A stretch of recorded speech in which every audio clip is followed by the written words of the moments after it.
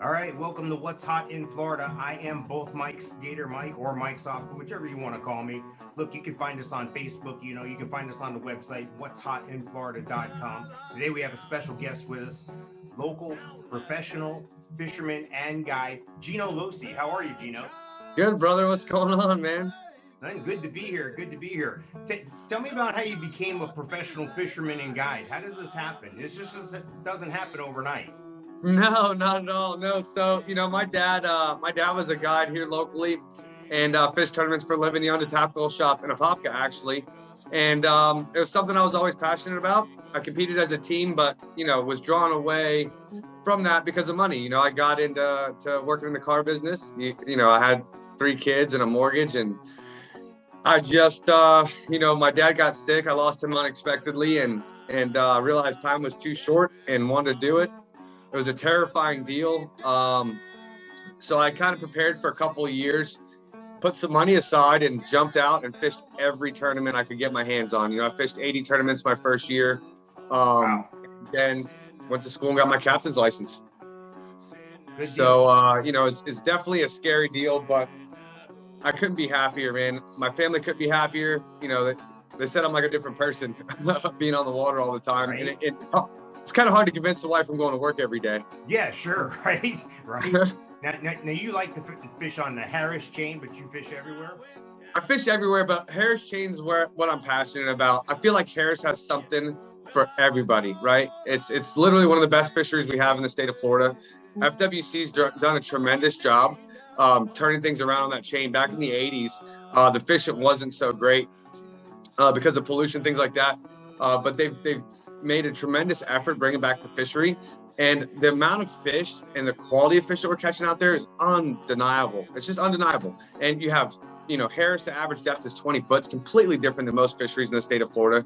You can fish deep, you can fish shallow. It's one of the most beautiful places that you could go to. You have gorgeous canals like the Dora Canal, Haynes Creek. You can run up to the Silver River and look at monkeys. There's manatees and gators. It's just an incredible fishery. 76,000 acres comprises the main chain. So you have your lakes and connecting canals, but you can literally go from like the Palakalaha and then run all the way up to St. Augustine out into the ocean. It's a massive fishery. Wow. Now, every time I look at Facebook, I see you and somebody else holding up these giant fish. At first I was like, oh, he's photoshopping these. Nobody catches fish like that. And then I even saw you made a comment to somebody one time that you map out the area. Can you tell me more about that? Yeah, so I've designed my own maps of the chain. Anybody who knows me knows that I go completely deep in anything I do. And, I took it upon myself to log my sonar. So I go out on the lake and I survey the bottom composition of the lake, and I upload it to my computer and then download it again to my graph. Photoshop. We caught a tremendous amount of trophy fish out there last season, probably close to upwards to 100 trophy fish. Florida trophy catches, like right over 8 pounds. Biggest being 12.56. So a lot of big fish being caught out there for sure. What's a shell bar? I saw that recently on your timeline there. What is a shell bar? So a shell bar is actually, when I refer to a shell bar, it's actually a mussel bed. So this is going to be freshwater mussels, and it's like a reef underwater. It's one of the more nutrient-rich areas in the lake. It's going to be nutrient-rich in plankton, which is going to draw the bait fish to the area, and then the predator fish are going to be drawn to that area as well. And there's a ton of mussel beds out on the Harris chain and limestone. That's the secret sauce I don't talk about. See, I learn something new all the time. But if I was looking to fish, I would want to fish with somebody who knows the area like you do, who knows the geography, who's mapped out where the fish are. I mean, how can you get any better than that? That's just awesome. When I have a question, and this may be a silly question, but you do these tournaments all the time. What happens to those fish? Are they alive when you're weighing them in? Absolutely, yeah. You're grossly penalized if you have a dead fish. So those fish are alive. They do not hurt a fishery whatsoever. Bass fishermen competitors are very conscious about those fish. So we have oxygen generators in those tanks. And we also have things like electrolytes and calming agents that we put in the water to keep those fish calm so they don't get hurt, they're not stressed out. They're weighed in and released in the fishery, and we're required to do so by the state of Florida.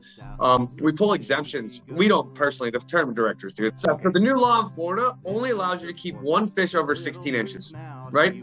So we have to get these exemptions so we can keep 5 of those giant fish to bring to the scales. Yeah, so they're released, they're taken care of, they're well handled, and then put back in the water. And these larger events, they actually transport them out into the main lake. So they're not released right in the basin, because that in itself could hurt a fish because of the warmth. Sure, absolutely. Or gators just waiting there. Yeah. Hey, this is where the buffet is, guys. So I saw an interesting video you had. You have some neat videos and stuff. So if you haven't seen these videos, I'm going to put some of them up here for us, and then we'll get all, where everybody can find you social media wise and video wise in a minute. But you had a situation where you had broken down in a derby. Can you explain what happened there? What was that? Oh, that was terrifying, brother. So I practiced for this event. This is the MLF event, one of the big 5 events. And I practiced in tiger. We were on giant fish in tiger.